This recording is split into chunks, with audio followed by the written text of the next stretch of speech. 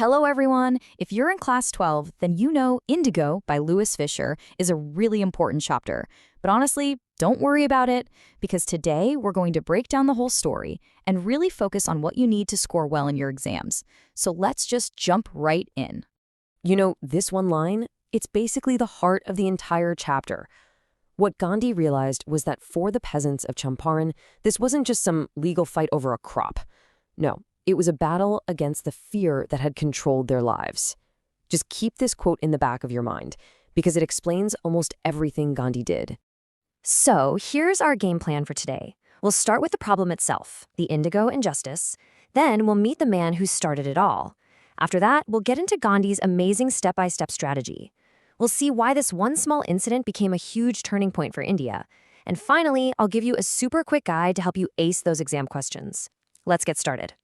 First things first, let's get to the bottom of the conflict. What was actually going on in Champaran? Why were people suffering so much? Well, at the center of it all was this completely unfair system called the Tinkathia system. Just try to imagine this for a second. You're a farmer, right? And you're being forced to use 15% of your own land to grow a crop you probably don't want to grow. And then you have to give the entire harvest away for free as rent. It was just exploitation, plain and simple. And here's where the plot thickens. Suddenly, Germany develops synthetic indigo, which makes the natural plant pretty much worthless. So you'd think the British landlords would just end the agreement, right? Nope. They saw another opportunity to make money. They demanded that the poor peasants pay them a fee to be released from this now useless contract. Unbelievable. So the situation was looking pretty bleak. But, you know, it's often in these dark times that people find courage. So let's meet the key players who decided enough was enough. Okay, you absolutely have to know about Rajkumar Shukla. The book describes him as resolute, and that word is key for your exams. And why? Because this man just would not give up. He may have been illiterate, but he was so determined. He followed Gandhi everywhere. Lucknow, Kanpur, his ashram, all the way to Calcutta, and basically refused to leave until Gandhi agreed to come to Champaran.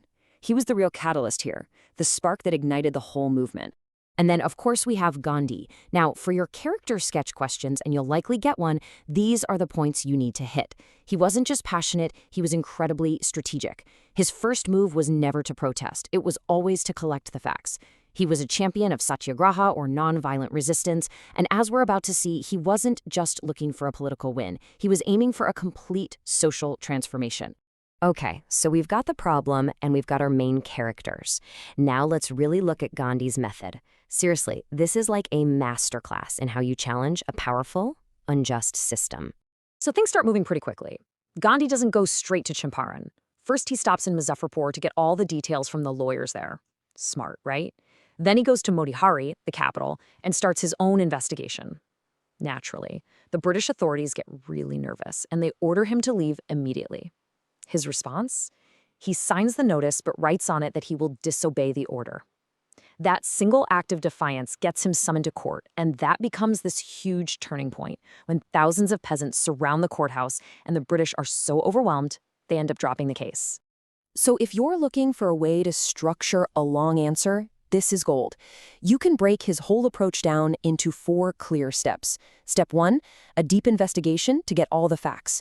Step 2, peaceful defiance or civil disobedience. Step 3, negotiation, but from a position of strength. And step 4, and this is so crucial, social and cultural upliftment. For Gandhi, the fight wasn't just about money. It was about building a stronger, better community. And nothing shows Gandhi's influence more than what happened with the lawyers. I mean, at first, these guys were charging the poor farmers huge fees. They even told Gandhi that if he went to jail, they would just pack up and go home. Gandhi confronts them. He asks them what they're doing for their own people. And that one conversation changes everything. They feel ashamed, but also inspired. And they pledge to follow him to jail if needed. It was a massive transformation. And it's right after the lawyers make that pledge that Gandhi says this famous line.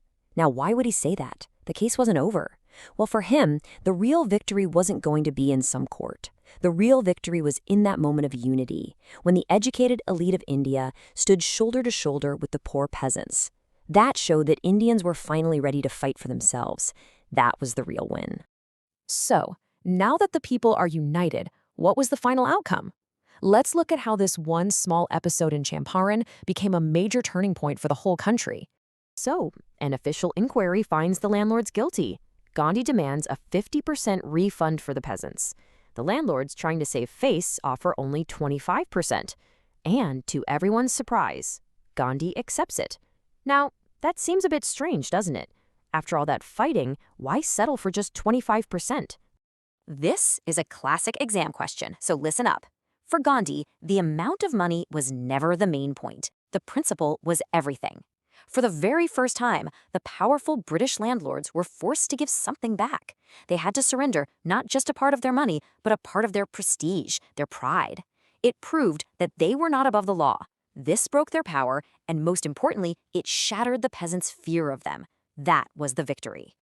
All right, let's get straight to the point. Here is your quick guide with the most important themes and questions that you need to know for your exams. Think of these themes as your magic keywords. When you write your answers, try to weave these in. Talk about the social injustice of the system. Explain Gandhi's use of civil disobedience. Analyze his effective leadership. Definitely discuss the empowerment of the peasants.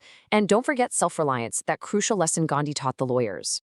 Okay, let's quickly tackle two of the most common long answer questions. First, why was Champaran a turning point? Just remember these 3 points. It was the first big win for civil disobedience in India. It proved the British could be challenged, and it freed the peasants from fear. Second, how did he blend politics with social reform? The main point here is that he didn't just stop at the legal victory. He opened schools, brought in doctors, and his wife Kasturba taught hygiene. For him, real freedom meant improving people's lives. So, we'll end on this thought. From one resolute, illiterate farmer like Raj Kumar Shukla to the incredible leadership of Gandhi, the story of Champaran is just so powerful. And it really makes you ask, what does this all teach us about the amazing power a single courageous person can have when they finally decide to stand up to injustice? It's something to think about, isn't it? Well, that's all for now. Good luck with your exam.